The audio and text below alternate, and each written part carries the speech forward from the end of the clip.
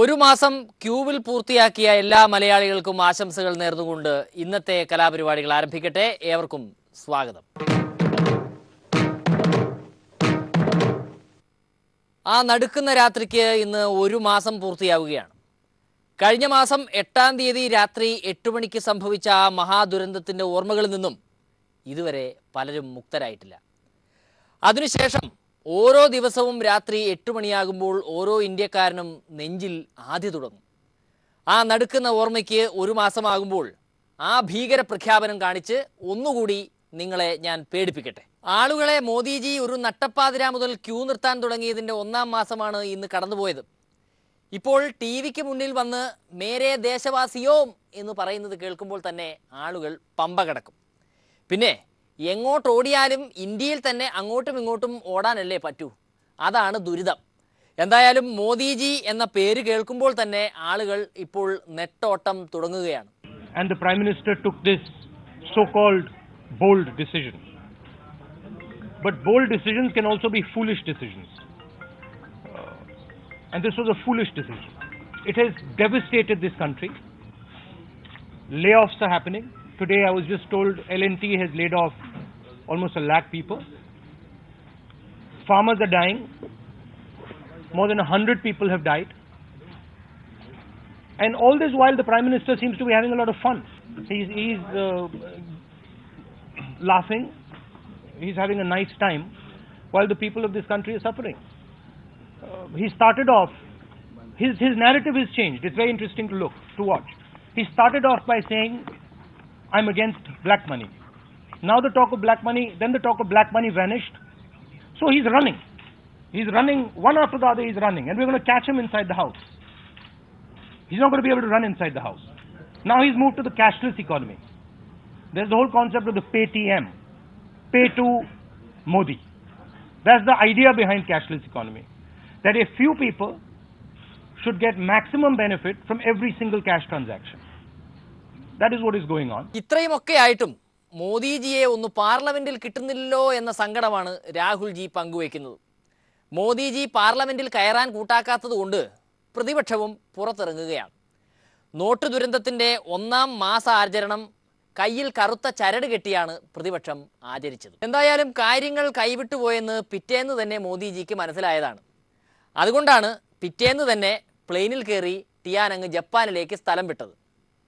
ഇപ്പോഴും തകർന്നുപോയ ഈ വ്യവസ്ഥയെ പഴയപടിയാക്കാനുള്ള ടെക്നിക്ക് എന്താണെന്ന് മോദിജിക്കും ജെയ്റ്റ്ലിജിക്കും പിടികിട്ടിയിട്ടില്ല. ഒരു കാലത്ത് കൃഷി മതിയാക്കൂ വ്യവസായം തുടങ്ങൂ എന്ന് പറഞ്ഞുകൊണ്ടിരുന്ന സ്ഥാനത്ത് നമുക്ക് വ്യവസായം മതിയാക്കൂ കൃഷി തുടങ്ങൂ എന്ന് പറയേണ്ട ഗതിയിലേക്ക് എത്തിയിരിക്കുന്നു. സർക്കാർ തന്നെ നേരിട്ട് കൃഷിക്കാരെ വളയ്ക്കാനും വളർത്താനും ഇപ്പോൾ പലവിധ പദ്ധതികളാണ് കൊണ്ടുവന്നിട്ടുള്ളത്. ഇപ്പോഴിതാ ഹരിത കേരളം എന്ന പദ്ധതിയും തിരുവനന്തപുരത്ത് ഉദ്ഘാടനം ചെയ്യപ്പെട്ട് കഴിഞ്ഞു. എല്ലാവരിലും ഇങ്ങനൊരു സംസ്കാരം ഉണ്ടാവുക എന്താണ് ഏറ്റവും പ്രധാനം. ഇപ്പോൾ ഉള്ള സംസ്കാരത്തിന് ചെറിയൊരു മാറ്റം നമ്മൾ വരുത്തണം എന്നർത്ഥം. ഇപ്പോൾ നമ്മൾ വൃത്തിയാകാൻ ശ്രദ്ധിക്കുന്നവരാണ്. എന്നാൽ മാലിന്യം മറ്റുള്ളവൻ്റെ പറമ്പിലോ തൊടിയിലോ ഇരിക്കട്ടെ, അല്ലെങ്കിൽ റോഡ് സൈഡിലോ കുളത്തിലോ കായലിലോ നദിയിലോ എവിടെയെങ്കിലും കിടക്കട്ടെ എന്ന് വിചാരിക്കുന്നൊരു നിലയുണ്ട്. അത് നമുക്ക് മാറ്റാൻ കഴിയണം.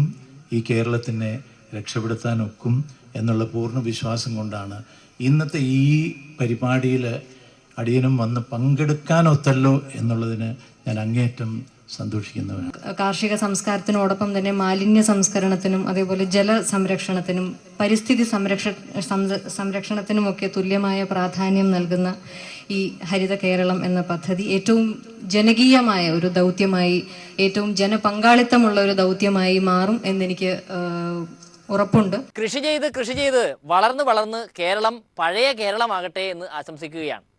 കൊച്ചിയിലെ ഉദ്ഘാടന പരിപാടിയിൽ പങ്കെടുത്ത മെഗാസ്റ്റാർ മമ്മൂട്ടിക്ക് ചിലത് പറയാനുണ്ട്. ജൈവ കൃഷി എന്ന പേരിലും പറ്റിപ്പിന്റെ കൃഷിയാണ് നടക്കുന്നതെന്നാണ് മമ്മൂക്കയുടെ പരിഭവം. ഞാൻ കടന്നു കയറുന്നില്ല, എന്നാലും മലിനീകരണം, കൃഷി, ഇതൊക്കെ എനിക്ക് താല്പര്യവും ഞാൻ ഇടയ്ക്ക് ഇടപെടുന്നതുമായ ചില കാര്യങ്ങളാണ്. കൃഷി എന്നെ സംബന്ധിച്ചിടത്തോളം ഈ ജൈവ കൃഷി എന്ന് പറയും. ഞാനും ശ്രീനിവാസനുമായി ചെറിയൊരു വാഗ്വാദം ഉണ്ടായി. അദ്ദേഹത്തിനോട് ഞാൻ ചോദിച്ചു, നിങ്ങൾ ജൈവ കൃഷിയാണോ സ്വാഭാവിക കൃഷിയാണോ എന്ന് ചോദിച്ചു. പുള്ളി പക്ഷേ ഇത് രണ്ടിൽ ഏതാണെന്ന് പുള്ളിക്ക് അറിയത്തില്ല. അപ്പോൾ അദ്ദേഹം എന്ത് വളമാണ് ഉപയോഗിക്കുന്നത് ചോദിച്ചപ്പോൾ സ്വാഭാവിക വളങ്ങളാണ്, ഞങ്ങൾ വളം വാങ്ങിച്ച് ഉപയോഗിക്കാറില്ല. വളം കടകളിൽ വാങ്ങിക്കുന്ന വളം ജൈവ വളം എന്ന് പറഞ്ഞ് നമുക്ക് തരുന്ന വെള്ളത്തിൽ ചില ആയുർവേദ ആളുകൾ ഈ പാരസെറ്റമോൾ ഇട്ട് ആയുർവേദ ഗുളിക തരുന്ന പോലെ ഉള്ളൂ. അതിനകത്ത് കെമിക്കൽസ് ഉണ്ടാകില്ല എന്നുള്ളതിന് നമുക്ക് യാതൊരു ഉറപ്പുമില്ല. അതുകൊണ്ട് ജൈവ കൃഷി എന്ന് പറയുന്നതിനേക്കാൾ നല്ലത് സ്വാഭാവിക കൃഷിയാണ്. ഈ ജപ്പാനിലൊന്നും ഇവിടത്തെ പോലുള്ള പരിപാടികളൊന്നും നടക്കില്ല. ഒരിക്കൽ ജപ്പാനിൽ പോയപ്പോഴുണ്ടായ അനുഭവം മമ്മൂക്ക പറഞ്ഞു തരും. അതുപോലെ ഞാനൊരു സ്ഥലത്ത് ഒരു 2 ഓറഞ്ച് വാങ്ങി അതിൻ്റെ തൊണ്ടിടാൻ സ്ഥലമില്ലാതെ ഒരു 4-4.5 കിലോമീറ്ററോളം നടന്നു. തൊണ്ടിടാൻ സ്ഥലമില്ല. നമുക്ക് അവിടെ ഇടാൻ പേടി, അന്യരാജ്യമാണ്. നമ്മൾ വല്ലയിടത്തും തൊണ്ടിട്ട് കഴിഞ്ഞാൽ പിടിച്ചകത്താക്കി കഴിഞ്ഞാൽ പിന്നെ നിങ്ങളുടെ മമ്മൂട്ടി അന്വേഷണം നടക്കേണ്ടി വരും. അതുകൊണ്ട് ഞാൻ ഒരു 3-3.5 കിലോമീറ്ററോളം നടന്നിട്ടാണ് ഒരു വേസ്റ്റ് ബോക്സ് കണ്ടത്, അവിടെ ഇട്ടത്. സ്ഥലം പറഞ്ഞാൽ നമ്മൾ വെറുതെ വീമ്പ് പറയുകയാണെന്ന് പറയും. സ്ഥലം ജപ്പാനാണ്. ഇപ്പോൾ പുള്ളി ചോദിച്ചത് എനിക്ക് പറഞ്ഞതേ ഉള്ളൂ. അല്ല, അവിടെയൊക്കെ അങ്ങനെ നടക്കും, ഇവിടെ നടക്കുമെന്ന് ചോദിക്കാനുള്ള പരിപാടിയാണെന്ന് തോന്നുന്നു. പക്ഷേ മമ്മൂക്കയുടെ കഥ കേട്ടിട്ട് ദോഷൈക ദൃക്കായി കളഞ്ഞു ശ്രീനിവാസൻ. അദ്ദേഹത്തിന്റെ വകയുള്ള തമാശ കൃഷി കാണുക. മമ്മൂട്ടി എന്നോടൊരു ചോദ്യം ചോദിച്ചു, ഞാനൊരു മറുപടി പറഞ്ഞു. ഇപ്പം മൈക്കിന് മുമ്പിൽ വെച്ച് സംസാരിക്കുമ്പോഴാണ് അതൊരു വാഗ്വാദമായിരുന്നു എന്ന് പുള്ളി പറഞ്ഞപ്പോഴാണ് എനിക്ക് മനസ്സിലായത്. പത്മശ്രീ കിട്ടിയ ആൾക്കാരോട് ഞാൻ വാഗ്വാദത്തിന് ഒരിക്കലും മുതിരാറില്ല. ഈ ജന്മത്തിൽ എനിക്ക് പത്മശ്രീ കിട്ടാനും പോകുന്നില്ല എന്ന് എനിക്ക് വളരെ നന്നായിട്ട് അറിയാം. വേറെ എന്തെങ്കിലും ഒരു ശ്രീ, എൻ്റെ പേരിൽ തന്നെ ഒരു ശ്രീ ഉണ്ടല്ലോ, വേറെ എന്തിനാണ്?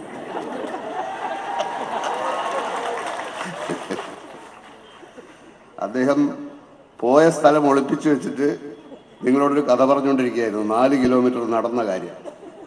അപ്പോൾ ഞാനാണ് ഇവിടുന്ന് ചോദിച്ചത് ഏത് സ്ഥലം? അപ്പോൾ ജപ്പാൻ. കൃഷി പരിപാടിയുടെ ഉദ്ഘാടന ചടങ്ങിൽ പങ്കെടുത്ത ദാസേട്ടന് താൻ ന്യൂജൻ ആയി പോയതിൻ്റെ തൊന്തരവ് ഇന്നാണ് മനസ്സിലായത്. ശാസ്ത്രം ഗാനഗന്ധർവനെ പോലും പറ്റിച്ചു കളയുമെന്ന് അദ്ദേഹം തന്നെ പറയുന്നു. ഇതാ കാണൂ. ശാസ്ത്രം കൂടുതൽ വളരുമ്പോൾ ചിലപ്പോൾ പ്രശ്നങ്ങളൊക്കെ ഉണ്ടാകാറുണ്ട്. ഇതിപ്പോൾ എന്താണെന്ന് വെച്ചാൽ എൻ്റെ കണ്ണിൻ്റെ വെളിച്ചം കണ്ടാൽ ഇത് തുറക്കുള്ളൂ എന്നുള്ള ഒരു പദ്ധതി എൻ്റെ മക്കൾ ഉണ്ടാക്കി വെച്ചിട്ടുണ്ട്. അപ്പോൾ എൻ്റെ കണ്ണിലുള്ള വെളിച്ചം ഇതിനകത്തോട്ട് പകരാനെന്താ വെച്ചാൽ ഈ പുറത്തുനിന്നുള്ള ലൈറ്റ് കൊണ്ട് പെട്ടെന്ന് ഇതിനകത്ത് കാണാനിടയ വരില്ല. എന്നാലും നോക്കട്ടെ.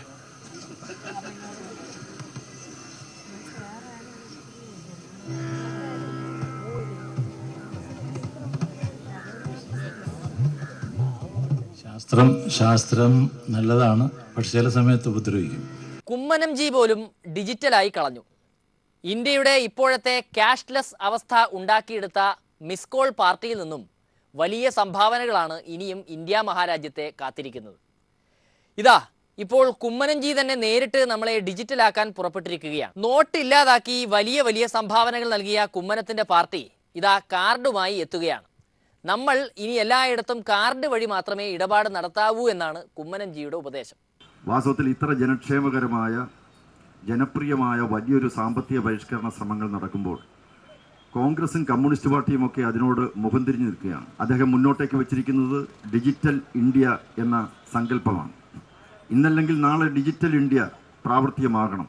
നമ്മളെല്ലാം സ്വയം പര്യാപ്തരും സമ്പന്നരും ആകയാൽ ഈ കാർഡിലേക്ക് മാറുക അത്ര പ്രയാസമുള്ള കാര്യമായിരിക്കില്ല സാർ. ഇവിടുത്തെ പെൻഷൻകാരെ 1-ാം തീയതി കുത്തിയിളക്കി നടക്കാൻ വയ്യാത്ത, ഇവിടെ നിന്ന് നിവർന്ന് നിൽക്കാൻ നിവൃത്തി പോലും ഇല്ലാത്ത അവശരായിട്ടുള്ളവരെ മുഴുവൻ കുത്തിയിളക്കി അവരെ വിഭ്രാന്തി പരത്തി. ഒരു റേഷൻ കടയിലും അരിയില്ല. ഇവിടെ ഉണ്ണാനും ഉടുക്കാനും ഉറങ്ങാനും ഈ നാട്ടിലെ ജനങ്ങൾക്ക് നിവൃത്തിയില്ല. 5 ലക്ഷത്തിൽ പരം ഹെക്ടർ പാട്ടക്കാലാവധി കഴിഞ്ഞ് ഭൂമി കിടക്കുന്നു. 1 ഇഞ്ച് ഭൂമി പോലും ഇല്ലാതെ 3 ലക്ഷം ഭൂരഹിതർ കേരളത്തിൽ വലയുകയാണ്. അതെ, കുമ്മനം ജി തന്നെ പറഞ്ഞ ഈ പട്ടിണി പാവങ്ങളോടാണ് ക്യാഷ് മാറ്റി കാർഡാക്കാൻ പറയുന്നത്. ആനന്ദലബ്ധിക്കിനി എന്ത് വേണം? ഡിജിറ്റൽ ക്യാഷ് സംസ്ഥാനമായി ഈ കേരളത്തെ മാറ്റിയെടുക്കണം. അതിലൂടെ ഉണ്ടാകുന്ന ഗുണം എന്താണ്? ഗുജറാത്തിലൊക്കെ അതുപോലുള്ള പഞ്ചായത്തുകളുണ്ട്. അവിടെ യാതൊരു വിഭ്രാന്തിയുമില്ല, അവിടെ ഒരു ക്യൂവുമില്ല. അവിടുത്തെ ജനങ്ങൾ എത്ര സന്തോഷത്തോടുകൂടി കഴിയുന്നു. നമ്മുടെ അധ്യധ്വാനം ചെയ്തുണ്ടാക്കുന്ന പണം, ആ പണം ഉപയോഗപ്പെടുത്തിക്കൊണ്ട് ധനവിനിയോഗം നടത്താൻ എന്തുകൊണ്ട് നമുക്ക് സാധിക്കുന്നില്ല? രാജ്യത്ത് വെറും 15 ലക്ഷം പേർ മാത്രമാണ് സ്മാർട്ട് ഫോൺ ഉപയോഗിക്കുന്നത്. അവരെ എല്ലാമാണത്രേ കുമ്മനം ജി നോട്ടമിടുന്നത്. ഇവിടെ നിന്നും ഇതിന്റെ പ്രവർത്തകർ എല്ലാ കടകമ്പോളങ്ങളിലും കയറി ഈ ആപ്ലിക്കേഷൻ അത് ഇൻസ്റ്റാൾ ചെയ്ത് ഈ പരിപാടി വിജയിപ്പിക്കണം. ഇവിടെ കൂടി നിൽക്കുന്ന എല്ലാവരും അവരവരുടെ ഈ മൊബൈൽ ഫോണിൽ ഈ ഒരു മൊബൈൽ ബാങ്കിങ് എന്ന് പറയുന്നത് ഇൻസ്റ്റോൾ ചെയ്ത് നിങ്ങളും നിങ്ങളുടെ സാമ്പത്തിക ഇടപാടുകൾ സുതാര്യമാക്കുക, സുസ്ഥിരമാക്കുക, യാതൊരു കുഴപ്പവും കൂടാതെ മുന്നോട്ടേക്ക് പോകുക. ഇനി ഉഴവൂർജിയുടെ വകയുള്ള സംഭാവനകളാണ്, ശ്രദ്ധിച്ചു കേട്ടാലും. നരേന്ദ്രമോദി ഇവിടെ കണക്ക് അവതരിപ്പിക്കുന്നുണ്ടല്ലോ എല്ലാത്തിന്റെയും. ഈ കോട്ടിന്റെ വില, ഇപ്പൊ അദ്ദേഹം ഇട്ടിരിക്കുന്ന ആ കോട്ടിന്റെ വില ഒന്ന് വ്യക്തമാക്കാവും. ഇത്രയും വില കൂടിയ കോട്ടിട്ടിട്ട് പറയാ നമ്മൾ പട്ടിണി കിടന്നോളാൻ സമ്മതിക്കാൻ പറ്റുമോ? എന്നിട്ട് അമ്മയെ ഞാൻ ബാങ്കിന്റെ മുമ്പിൽ വിട്ടെന്നു. വലിയ കാര്യമായി പോയി. അതിന് വേറെ വേണം ശിക്ഷ. അമ്മയെപ്പോലും ജീവിക്കാൻ പറ്റാത്ത സ്ഥിതി ഉണ്ടാക്കി വെക്കുക. ഭാര്യ ഭിന്നിച്ചില്ല എന്നാണ് പറയുന്നത്. അദ്ദേഹം ഇല്ലെന്ന് പറഞ്ഞാൽ നമ്മൾ ഇനിയിപ്പോ തർക്കിച്ച് അതിന് കേസ് കൊടുക്കാനോ ഇല്ലാതിരിക്കാൻ നല്ലത്, അല്ലെ അതുകൂടെ കഷ്ടപ്പെടേണ്ടി വന്നേ. ഈ ഒരു നിലയിൽ പ്രയാസം കൊണ്ട് പറയുക, അല്ലാതെ പ്രധാനമന്ത്രിയോടുള്ള ഒരു അവഹേളനമൊന്നും അല്ല ഞാൻ പറയുന്നത്. എത്ര ദിവസമായി നമ്മള് കഷ്ടപ്പെട്ട് ചില്ലറ തരാവോ? ഓരോ കടയുടെയും മാതൃക പോയി ചില്ലറ തരാവോ? ഇന്ന് ഞാൻ എന്റെ ഫോൺ ചാർജ് ചെയ്യാൻ വേണ്ടി എന്റെ ഓഫീസിലെ പയ്യൻ ഷിനുവിനെ പറഞ്ഞിട പോയി ഇതൊന്ന് പോയി ഒരു മാറിക്കൊണ്ട് ചെന്നപ്പം ഇവിടെ ഇല്ല. അടുത്ത കടയിൽ അവിടെ ഇല്ല. പിന്നെ എവിടെയാ ഉള്ളത്? എവിടെയുള്ളതെന്ന് പറയണത്? 2000 രൂപ കൊണ്ടാ പോയാ 2000 രൂപ കൊണ്ടാ കൈ കൊണ്ടെടുക്കാൻ തോന്നിയല്ല. കയ്യാൽ അതിന്റെ കളർ മുഴുവൻ പറ്റും. അങ്ങനെയാണ്. ഇനിയിപ്പോ വേറെ നോട്ട് അടിക്കുന്നുണ്ടെന്നാ കേട്ടത്. അവന്മാരുടെ നോട്ട് അടിച്ചതൊക്കെ ഇരിപ്പുണ്ടെന്നൊക്കെ ഞങ്ങൾക്ക് അറിയാം, പിടിക്കും, അത് വേറെ കാര്യം.